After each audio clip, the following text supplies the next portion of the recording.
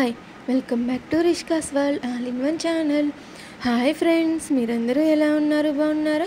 మేమైతే బాగున్నాము. ఈరోజైతే మన కిచెన్లో ఖర్జూరం లడ్డు అయితే చేసుకోబోతున్నాము. ఇందులో ఎటువంటి షుగర్ని ఏమీ వాడమన్నమాట. ముందుగా అయితే ప్యాన్ పెట్టుకొని ప్యాన్ హీట్ అయిన తర్వాత నెయ్యినైతే వేసుకుంటున్నాను.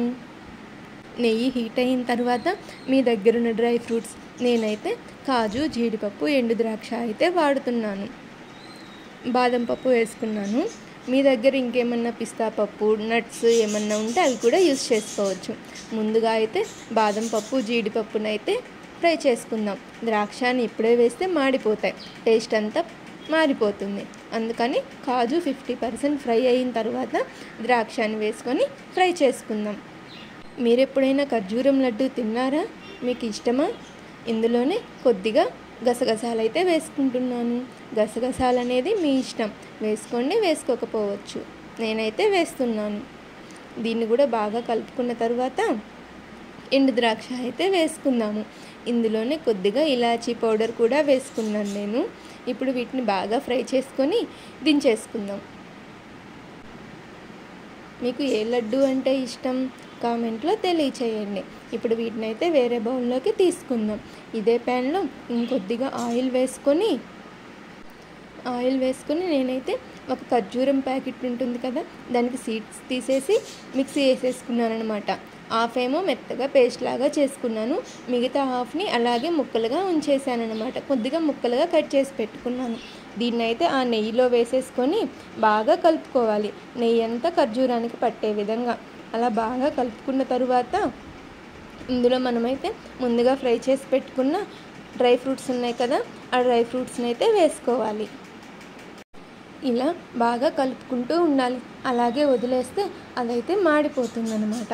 నెయ్యి అంతా అలా ఖర్జూరం పేస్ట్కి పట్టిన తర్వాత ఇందులో మనమైతే ముందుగా ఫ్రై చేసి పెట్టుకున్న డ్రై ఫ్రూట్స్ని అయితే వేసుకోవాలి. ఈ డ్రై ఫ్రూట్ లడ్డు అయితే పిల్లలకి, పెద్దలకి, అందరికీ హెల్త్కి అయితే చాలా మంచిది. మీరు తప్పకుండా మీ ఇంట్లో ట్రై చేయండి. ఇలా వేసుకున్న తర్వాత వీటిని అయితే బాగా జాగ్రత్తగా కలుపుకుందామన్నమాట. మీకు కనుక మా వీడియో నచ్చినట్లయితే లైక్ చేయండి, షేర్ చేయండి. ఇంకా ఇలాంటి మరిన్ని వీడియోస్ కోసం మా ఛానల్ని సబ్స్క్రైబ్ చేసుకోండి. ఇంతకీ మీకు ఏ లడ్డు అంటే ఇష్టం? ఇలా బాగా కలుపుకోవాలన్నమాట. మనము కలిపేటప్పుడు ముందుగా పొడి పొడిగా ఉంది కదా, ఇలా ఎలా తెలుస్తుందంటే మనకి ఇలా కలిపేటప్పుడు అది ముద్ద ఫామ్లోకి వస్తుంది. అలాగే బాండికి కూడా ఏమీ అంటుకోదనమాట. అలా ఉన్నప్పుడు అది కరెక్ట్గా ఫ్రై అయినట్టు. చూసారా? ఈ విధంగా ఉంటే ఇది కరెక్ట్గా ఫ్రై అయ్యిందనమాట. ఇప్పుడు దీన్ని అయితే స్టవ్ ఆపేసుకొని చల్లారిన తర్వాత మనకు నచ్చిన షేప్లో చేసేసుకోవడమే. పీసెస్ లాగా చేసుకుంటామా, లడ్డూలాగా చేసుకుంటామా అనేది మన ఇష్టం. నేనైతే లడ్డూలాగా చేస్తున్నాను.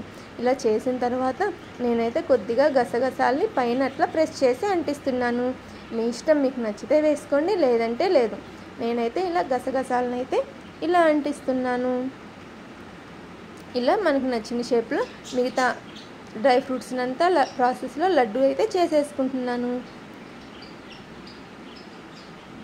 ఖర్జూరం హెల్త్కి కూడా చాలా మంచిది.